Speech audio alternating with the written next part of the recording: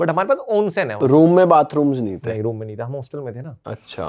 तो ठीक है भाई, 4th फ्लोर पे चले आएंगे लड़कों का। भाई मैं जाके देखा तो ये वॉश बेसिन है और अंदर एक इतना बड़ा रूम है ये, और इसमें नंगे नंगे लौंडे खड़े हैं 5-10। यार ये क्या हिसाब है भाई, पूरे नंगे नहा रहे हैं ये तो सारे। तो फिर मैंने थोड़ा ऑनसेन के बारे में पढ़ा, तो ऑनसेन की इनकी क्या टेक्निक होती है कि सब नंगे नहाते हैं, और ये जापान में बहुत कॉमन चीज़ है। इसका मेन चीज़ क्या है, एक पूल होगा उसमें 40 डिग्री टेम्परेचर पे गर्म पानी होता है, वो आपकी यहाँ तक होता है, तो आपको उसमें बैठना होता है। तो वो कहते हैं कि वो पानी जो है ना आपकी बॉडी की सारी गंदगी निकाल देता है, डिटॉक्स कर देता है। ये हमारे आयुर्वेदा में भी है ये तरीका, वाकई में काम करता है ये। तो भाई ठीक है, बट यार हम नंगे कैसे नहा ले भाई किसी के साथ, और भाई मेरे को बड़ा अजीब लगे। और वो लोग बिल्कुल भी हंसी मजाक नहीं, कुछ नहीं, वो स्ट्रेट फेस पे नहा रहे हैं प्रॉपर, ऐसे बराबर से निकल जा रहा भाई मेरे बराबर से, मैं यूं बच रहा हूँ, ये क्या है। तो ठीक है, मैं देख रहा हूँ दिन में कब टाइम मिलेगा मुझे जो मुझे खाली मिल जाए। अब नहाना तो है ही भाई, बाहर निकलना है। तो मैंने देखा 2-4 बार चक्कर काटे उसके, मुझे वो खाली मिल गया कि अब ये 2-3 बजे तक नहा लेंगे, 4 बजे के बाद कौन नहा रहा है। मैं गया भाई, मैं नहाया वाया, कपड़े उपड़े, उसमें बाहर ही है, उसमें इतना बड़ा वो लगा रहता है पोस्टर कि अगर आप इसके अंदर कपड़ों में गए तो आप पे पेनल्टी लगेगी, तो कपड़े में नहीं जा सकते, कच्चे बच्चे में। तो भाई मैं चला गया, मैं नहाया वाया, नहा के एकदम से मैं ऑनसेन में कूद गया। तो मैं जैसे यहाँ से गर्म पानी आ रहा था, ऑनसेन ऐसा था, तो मैं थोड़ा ऐसे बैठा था कि कोई आ भी जाए साले को कुछ दिखाए ना। भाई जैसे ही मैं बैठा, भाई ये काला आ गया, लंबा चौड़ा अफ्रीकन। भाई मैंने कहा यार ये क्या बकवास है भाई। अब भाई होगा यार भाई। अब या तो मैंने कहा यार इसके साथ या तो 1-2 और आ जाए, इसके साथ में यहाँ पे टिका नहीं जाएगा। अब दिमाग 2 तरीके से चल रहा है। अब मैं बैठा हूँ भाई, और वो आके साला ऐसे, ये भाई बैठा है ना, ऐसे बैठ गया भाई, इस तरफ में, तरफ मुंह करके, हाँ ऐसे चौड़े में, ऐसे चौड़े में। मैंने भाई यूं कर लिया, ऐसे घुटने उठा लिए। मैं यूं कर रहा हूँ, तो आकाश भाई ने ये कर लिया। मैं ऐसे बैठा हूँ, मैं ठीक है भाई, ऐसे अपना थोड़ा सा विचार वाली पोजीशन में कि बंदा कुछ सोच रहा है, डिस्टर्ब ना कर दे। तो मैं सोचा उठूँ तो साला उठूँ कैसे भाई। तो पानी मेरी तरफ से आ रहा था, तो मैं उससे आई कांटेक्ट भी नहीं कर रहा, क्या डाले देर से हेलो करूँ। तो मेरे से बोलता एक्सक्यूज मी ब्रदर। यस। कहता वो पानी ना वहाँ से आ रहा है, तो उधर गर्म होगा, why don't you sit here. मैं क्या कह रहा भाई तू। भाई मैं उठा, मैं भाई तेरी नीयत ठीक नहीं लग रही मुझे, मैं तो जा रहा हूँ। मैं तो भाई उठ के भाग गया। फिर उस दिन ना शाम वहाँ पे एक बंदा आया था इंडिया से, पाजी थे हमारे। तो मैंने आते ही उसको बोला भाई तुझे पता है यहाँ पे नहाने का जुगाड़ नंगा है। कह रहा जी हाँ हम ना जाएंगे नंगे वंगे, हम तो कच्चे में ही जाएंगे। पाजी कच्चे में ही जा रहे हैं नहाने। वो नहीं माना भाई। फाइन भरा उन्होंने। अब पता नहीं पेनल्टी वो लगाई नहीं लगाई भाई, वहाँ तो लगा हुआ था पोस्टर। अब पाजी तो कच्चे बच्चे में हाथ डाल के एकदम बढ़िया से नहा रहे थे। भाई क्रेजी सीन है यार भाई। बट जापान के गांव वाँव और ये सब कैसे भाई, आपने तो पूरा एक्सप्लोर करा है। भाई जापान के गांव बहुत ही सूदिंग चीज़ है, बहुत ही सूदिंग। पर यह है कि मेरे को अगर चूज करना हो ना कि चाइना या जापान, तो मैं चाइना करूँगा।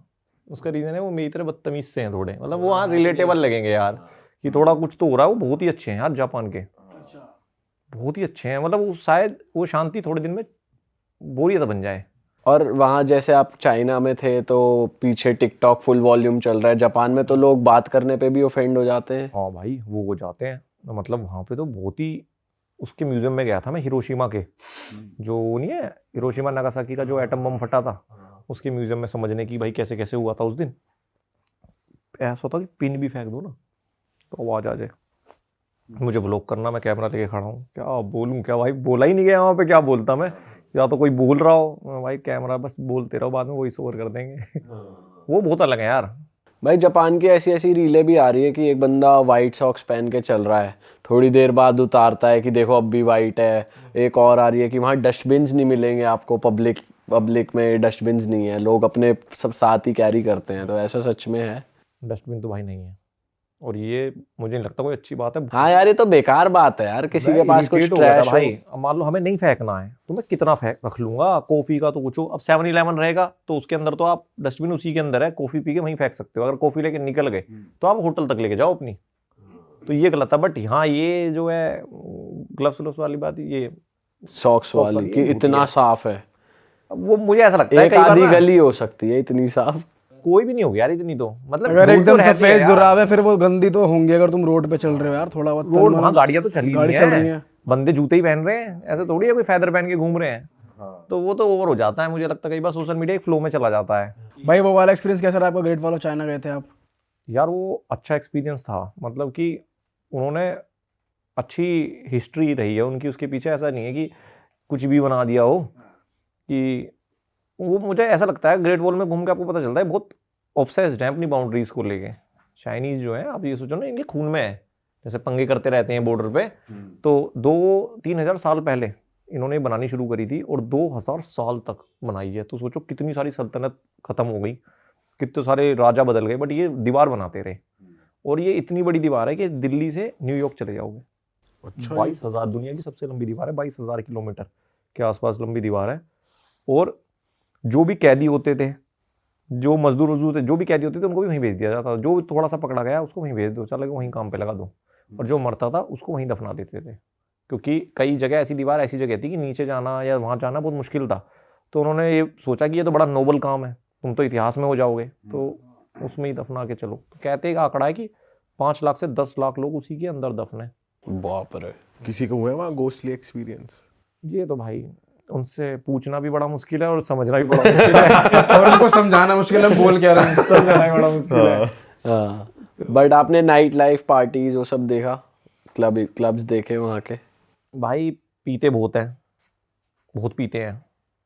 और नाइट लाइफ क्या पीते हैं? विस्की पीते हैं या पीते हैं ज़्यादा? विस्की बियर सब पीते हैं, वो बहुत सस्ती है यार वहाँ पे। मैंने इतनी सस्ती बियर नहीं देखी, मैंने उसमें वो देखा मॉल में कि 22 रुपए की बियर भाई, 22 रुपए की। 22 रुपए की तो बिस्लरी आती है, वो भी 20 की, कैन में भी और बोतल में भी। अच्छा जी। हाँ 22 रुपए की बियर है वहाँ पर।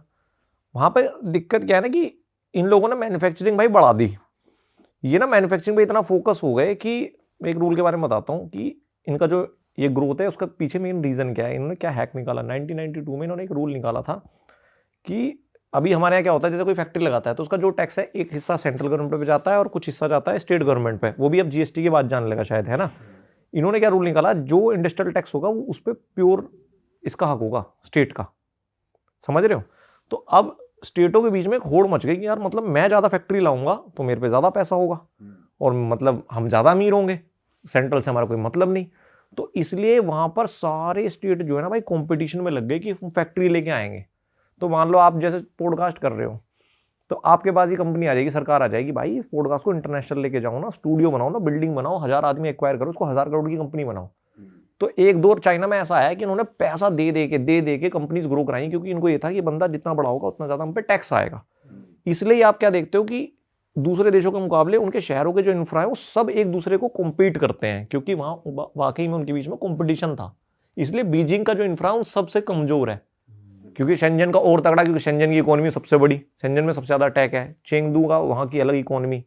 तो ये चक्कर था। बट इसमें एक गलती कर गई कि इन्होंने मैन्युफैक्चरिंग तो बढ़ा दी, ये डिमांड नहीं बढ़ा पाए अपने लोगों की। तो उनकी स्पेंडिंग पावर जो है ना वो बहुत कम खर्चा करते हैं चाइनीज़। मतलब लग्जरी तो करते हैं, बट वैसे जो सबसे ज़्यादा सेविंग वाले लोग हैं पूरे दुनिया में चाइनीज़। तो ये लोग क्या है, अब अगर इनके मॉल्स में जाओगे तो 100 येन का कूपन, 300 येन का कूपन, मतलब ये क्रेडिट कार्ड वाला तो बहुत कम है वहाँ पे चक्कर। तो ये लोगों को ऐसे वो देते हैं पर्क्स की, खर्च करो दबा। अब वो आदत डलवा रहे हैं, क्योंकि अब देखो ना उनको अपना इतना ज़्यादा मैन्युफैक्चरिंग हो चुकी है कि हमें देखना पड़ता है इंडिया की तरफ, भाई अफ्रीका की तरफ, अमेरिका की तरफ, यूरोप की तरफ। तो अगर उनको देश एक एक करके बाइकआउट और कर रहे हैं तो उनको भी ये समझ में आ रही है कि अपनी ग्रोथ अगर नहीं बढ़ाओगे कंजप्शन तो दिक्कत हो जाएगी। अच्छा आकाश भाई, मैं देख रहा था आप इंडोनेशिया बहुत जाते हो, बार बार जाते हो, ऐसा वहाँ पे क्या जो आपको खींच लेता है? भाई इंडोनेशिया मुझे भी नहीं पता मैं कितनी बार गया हूँगा, शायद मेरी पहली ट्रिप भी वहीं से शुरू हुई थी, नहीं शायद उससे पहले थाईलैंड गया हूँगा। बट इंडोनेशिया में कुछ ऐसा है कि जैसे हर आदमी का एक गोल होता है कि उसको एंड में ना लाइफ में ऐसी लाइफ चाहिए, एक ड्रीम होती है, मेरी तो है कि मेरे को एक सिंपल चाहिए भाई, खेत हो, आराम से खाट वाट पे लेटे हो, 2-4 दोस्त हों, सिंपल हो, है ना, पैसा होना चाहिए अकाउंट में ठीक है। बट वो चीज़ ना मुझे वहाँ दिखती है उस देश में, सिंप्लिसिटी बहुत ज़्यादा, कि कल्चर भी है, धर्म भी है, कर्म भी है। तो वो इसलिए मैं चला जाता हूँ और थोड़ा सही भी लगता है मुझे, पता नहीं, या तो मेरे दिमाग में है, मैं जब भी वहाँ जाता हूँ तो उसके बाद मेरी एक फ्रेश स्टार्ट होती है हमेशा, जब भी गया हूँ। फिर 2022 में 23 में भी वहाँ गया था, उसके बाद वो पूरा साल जब मैं गया था अच्छा रहा। 2024 में जब गया था कोबरा के पकौड़े हमने बनाया था, उसके बाद अच्छा रहा। अब भी चाइना से पहले वहीं था मैं, फिर गया तो अच्छा रहा। आपकी लकी जगह हो गई वो कि कुछ अच्छा करना है तो वहां से शुरुआत करो। मान सकते हो, और थोड़ा सा ग्राउंडेड हो जाता हूँ मैं वहाँ जाके, और वो लोग बहुत ग्राउंडेड है यार। भाई आप एक आइलैंड पे गए थे, यहाँ कमोडो ड्रैगन्स थी और आप उनके बीच में खड़े थे भाई, और हमारी तो वीडियो देख के ही फट गई, और हमने शायद कमेंट भी करा था कि भाई यहाँ के बारे में जानना है यार, हमें थोड़ा बताओ भाई वो कौन सा आइलैंड है, और वहाँ डर नहीं लगता भाई, वो तो खा जाती है इंसान को। भाई कोमोडो ड्रैगन्स दुनिया के सबसे खतरनाक प्रेडेटर्स में है, ये तो लोगों को पता है, बट काफ़ी लोगों को एक गलतफहमी है कि जैसे उस वीडियो में बोला कि तो इंडिया में भी हैं।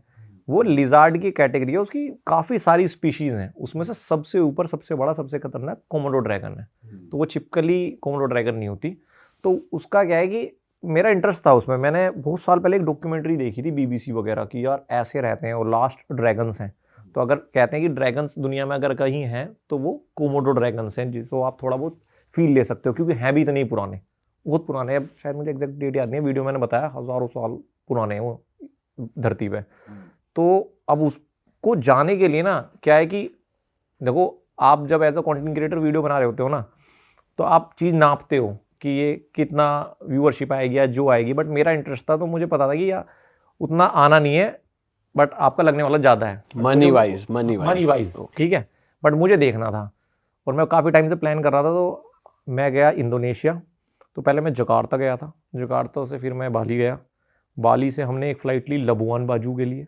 लबुआन बाजू जाके आपको बोट लेनी पड़ती है, वहाँ पर 2 आइलैंड होते हैं, एक रिंका आइलैंड होता है, एक होता है कोमोडो। कोमोडो में थोड़ा सा टूरिस्टिक होता है, वहाँ पर मतलब एक पूरा ट्रेल है, उस पर वो ले जाएंगे और वहाँ दिखाएंगे। रिंका आइलैंड थोड़ा सा रो है, तो मैंने रिंका आइलैंड चूज़ करा, बिल्कुल ही बीच में ले जाएंगे, वहाँ पर ऐसा ले जाएंगे। और वो प्रिजर्व है, हम सोचा था ड्रोन वगैरह उड़ा के और पास से दिखाएंगे, मैं तो सोचा था थोड़ा सा पास से मुझे टच वच करा देना। तो कह रहे नहीं भाई ऐसा नहीं करा सकते। तो हम रिंका आइलैंड पहुँचे, वहाँ उस पर जाने के लिए भी आपको जब लबुआन बाजू पहुँचते हो ना, तो आपको एक बोट करनी पड़ती है। अब आपके पास 2 ऑप्शन होते हैं कि या तो आप ग्रुप के साथ चले जाओ जिसमें पूरा गाइड समझाएगा, या आप पर्सनल जाओ। तो पर्सनल का मतलब आप पूरी बोट खुद के लिए लोगे, एक टूरिस्ट गाइड लोगे, एक आपका बोट का कैप्टन रहेगा, तो ये सब लेके आप जाते हो। तो वहाँ पर जब भाई आप उस पार्क में घुसते हो ना, तो समझाते हैं पूरा कि भाई आपको ऐसे ऐसे करना है, ये भागना है तो कैसे करोगे, और हमारा बंदा रहेगा। तो वहाँ पर रेंजर्स होते हैं जो इनको संभालने के लिए प्रॉपर वो रहते हैं। अगर आप इनका वो देखोगे ना कि जो इनकी पूरी लाइफ साइकिल होती है, वो जैसे इनका नाम है वैसी ही होती है, ये एक दूसरे को खा जाते हैं भाई। अच्छा। हाँ, ये बहुत खतरनाक होते हैं, मतलब रियलिटी में भी। इनका क्या होता है कि जब ये पैदा होते हैं तो अंडे तक भी इनकी माँ थोड़े दिन रखती है, फिर वो छोड़ के चली जाती है, शायद महीने 2 महीने, अगर नवंबर के आसपास इनका सीजन होता है। उसके बाद इनको दूसरे कोमोडो ड्रैगन्स या जानवर खा जाते हैं। अगर ये अंडे से बाहर आ गए तो बाकी के कोमोडो और जितने भी जानवर हैं वो पीछे पड़ जाते हैं, फिर ये पेड़ पे चढ़ते हैं, क्योंकि इनकी ना जब ये छोटे होते हैं इनकी गंध बहुत स्ट्रॉन्ग होती है, तो जितने भी जानवर होते हैं उनके पीछे रहते हैं। तो पेड़ पे चढ़ जाते हैं आराम छोटे से। से जब पतले छोटे होते हैं, बड़े ड्रैगन्स नहीं चढ़ सकते। तो इसलिए खुद को बचाने के लिए ये पेड़ पे ही अपना 1-2 साल बिताते हैं, तब तक बचाते हैं, अगर बच जाएं तो। फिर उसके बाद जो इतने साल बाद जो बचता है वो बनता है कोमोडो ड्रैगन। तो इनकी लाइफ साइकिल ऐसी होती है, बहुत हार्ड और बहुत खतरनाक होते हैं। इनके काटने से होता क्या है कि 2 तरीके से मारते हैं ये किसी को भी, अपने शिकार को। एक बार काट लेंगे तो जो खून को जमने की जो प्रक्रिया होती है वो बंद हो जाती है। इनके लार में ऐसा वायरस होता है, तो वो खून लगातार बहता रहता है, और जहाँ काटता है वहाँ पर इतने सारे करोड़ों बिलियन इन्फेक्शन हो जाते हैं कि वो सड़ जाता है। तो ये 2 मार मारता है अपने उनको। अरे वाह, आपने ये वीडियो यहाँ तक देख ली भाई, तुमने हमारी मेहनत सफल कर दिया, तुम ही लोग हो असली रियल हिट। और अगर आपको बहुत मज़ा आ रहा है ऐसी क्लिप्स में, ऐसी वीडियोस में, तो फटाफट जाइए प्लेलिस्ट पे बिंज वॉच कीजिए और सारी वीडियोस देख डालो और मौज काटो। That is it. हम मिलेंगे नए पॉडकास्ट में, नए क्लिप में। Till then bye bye, see you, take care, do subscribe.